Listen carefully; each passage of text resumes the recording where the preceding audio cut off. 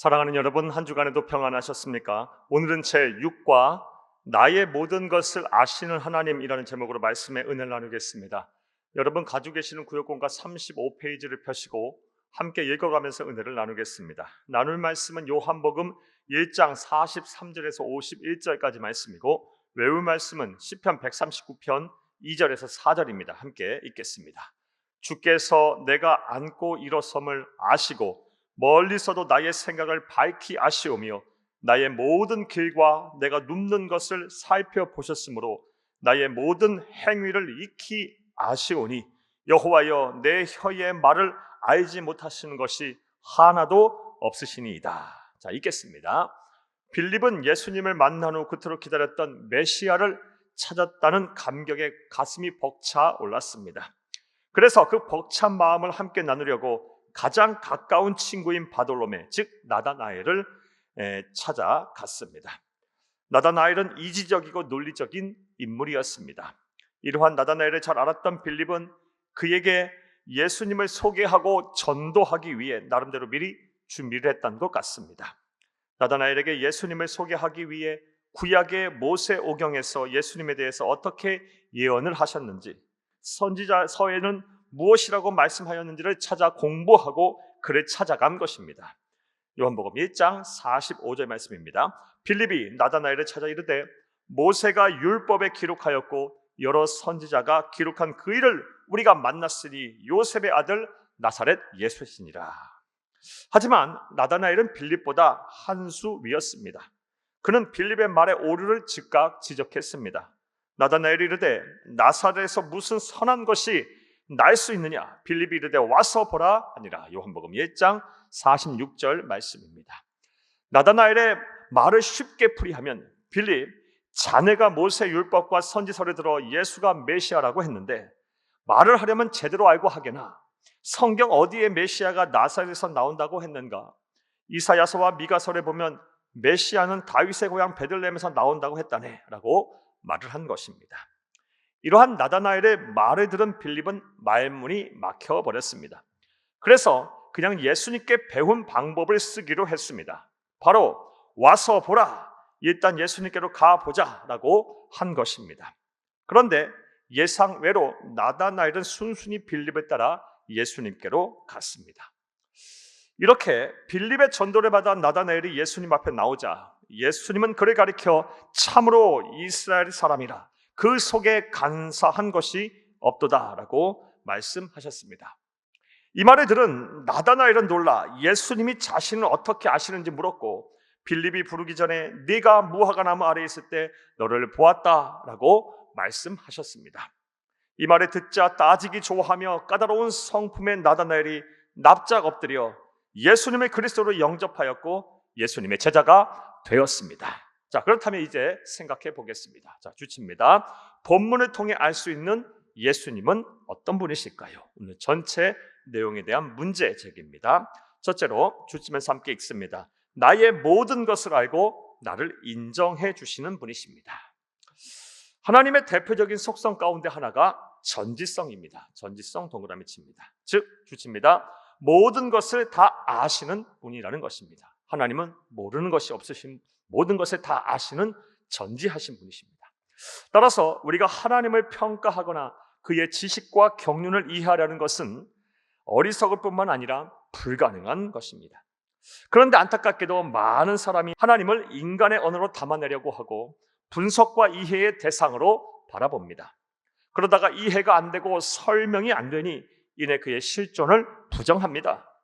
분명한 사실은 우리가 이해가 되건 그렇지 않건 간에 하나님은 살아계십니다. 살아계실 뿐만 아니라 모든 것을 다 아시는 분이십니다. 따라서 이제부터 한계가 있는 나의 지식과 경험으로 하나님을 이해하려고 노력하기보다는 그를 나의 하나님으로 믿으려고 노력하시기를 바랍니다. 자, 따라서부터 바랍니다까지 붙여놓으시기 바랍니다. 이러한 하나님의 전지성과 관련해서 우리가 놓쳐서는 안 되는 중요한 사실이 하나 있습니다. 그것은 바로, 자, 주칩니다.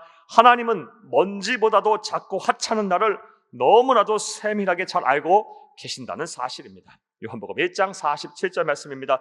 예수께서 나다나엘이 자기에게 오는 것을 보시고 그를 가리켜 이르시되 보라, 이는 참으로 이스라엘 사람이라, 그 속에 간사한 것이 없도다. 예수님은 당신 앞에 나온 나다나엘을 가리켜 그 속에 간사한 것이 없다고 말씀하셨습니다. 이 말을 듣자 나다나엘은 깜짝 놀라 예수 앞에 엎드렸습니다. 왜냐하면 예수님이 자신만이 아는 자기 내면을 꿰뚫어 보셨기 때문입니다. 아마도 나다나엘은 세상을 살면서 간사하게 살지 않기 위해, 즉 정직하게 살려고 남모르는 노력을 했던 모양입니다. 그러다 보니 손해도 보고 무시도 당하며 때로는 사는 것이 힘들었을 것입니다. 그런데 다른 사람들은 정직하고 강직하게 살기 위해서는 자기를 알아주지 않았지만 예수님은 자신을 보자마자 자신을 알아주고 칭찬하시니 그가 얼마나 위로를 받고 용기를 얻었겠습니까? 자, 이제부터 괄호합니다. 첫 번째 대지에 대한 구체적인 실천 사항입니다. 예수님은 나의 모든 것을 다 아시며 언제나 나의 편이 되어 주십니다. 그러므로 이러한 예수님을 더욱 의지하고 신뢰하시기를 바랍니다. 그의 품마음으로 더욱 달려오시기를 바랍니다. 그러면 마음이 평안하고 든든해질 것이며 기쁨이 솟아오를 것입니다. 사는 것이 힘들고 어려워도 능히 이겨낼 수가 있을 것입니다. 까지 괄호합니다. 자, 사랑하는 여러분, 오늘 본문 말씀을 통해 알 수 있는 예수님은 또 어떤 분이실까요? 둘째로 주침을 함께 읽겠습니다. 나의 기도를 보고 들으시는 분이십니다. 예수님이 나다나엘을 보고 간사한 것이 없다라고 말씀하시자 나다나엘은 깜짝 놀라 어떻게 나를 아십니까? 라고 물었습니다. 그러자 예수님은 더욱 놀라운 말씀을 하셨습니다. 나다나엘이 이르되 어떻게 나를 아시나이까? 예수께서 대답하여 이르시되 빌립아, 너를 부르기 전에 네가 무화과 나무 아래에 있을 때 보았노라. 요한복음 1장 48절 말씀입니다. 이 말을 듣자 나다나엘은 주저하지 않고 예수님을 하나님의 아들 메시아로 인정합니다. 나다나엘이 대답하되 랍비여, 당신은 하나님의 아들이시오 당신은 이스라엘의 임금이로소이다. 요한복음 1장 49절 말씀입니다. 자, 주칩니다. 무화과 나무 아래에 있을 때 보았다는 예수님의 말씀은 네가 기도하는 것을 보았고 너희의 기도를 들었다는 말씀입니다. 주쳐놓습니다. 즉 나다나엘은 아무도 모르게 조용히 무화과 나무 아래라는 장소를 정해 하나님께 기도하였는데 하나님이신 예수님께서 그의 기도를 보고 들으셨다라는 것입니다. 자, 이처럼 주칩니다. 예수님은 우리의 모든 것을 다 아시는 분이시지만 특별히 우리의 기도하는 모습을 보고 우리의 기도 소리를 들으시는 분이십니다. 그러므로 이제부터 괄호합니다. 두 번째 대지에 대한 구체적인 실천사항입니다.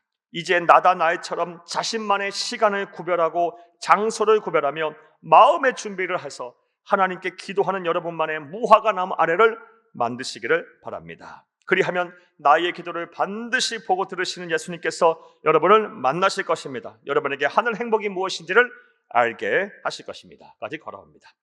사랑하는 여러분, 본문 말씀을 통해 우리 구주 예수님이 어떤 분이신가에 대해서 말씀을 드렸습니다. 자, 이제부터 괄호합니다. 오늘 전체 내용에 대한 요약입니다.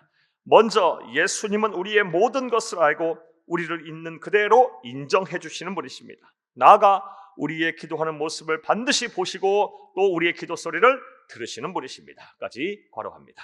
이제 이러한 예수님을 더욱 믿고 의지하시기를 바랍니다. 예수님을 더욱 사랑하시고 세상에 전하시기를 바랍니다. 그러면 본문에서 말씀하신 것처럼 이전보다 더욱 큰 하나님의 영광을 보게 하실 것입니다. 여러분에게 이러한 은혜가 충만하기를 주의 이름으로 축복합니다.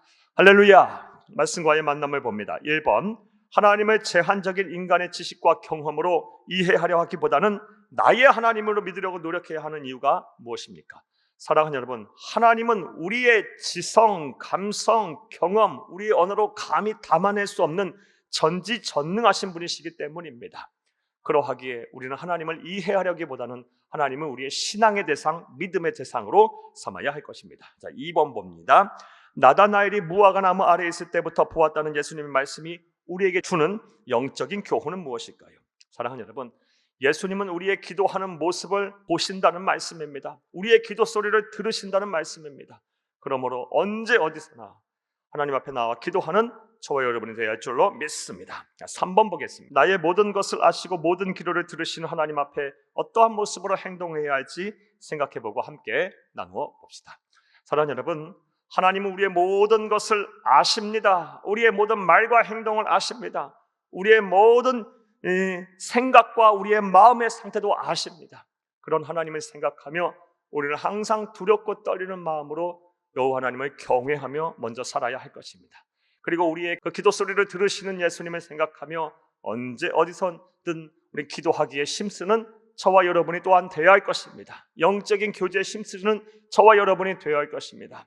무엇보다 오늘 본문의 나다나엘처럼 우리만의 하나님과 교제하는 장소인 나만의 무화과 나무 아래를 만들어야 할 것입니다. 이제 시간을 구별하고 장소를 구별하고 마음의 준비를 하여 하나님 앞에 나와 하나님과 영적인 교제에 힘쓰시는 여러분들이 다 될 수 있기를 간절히 주의 이름으로 축복합니다.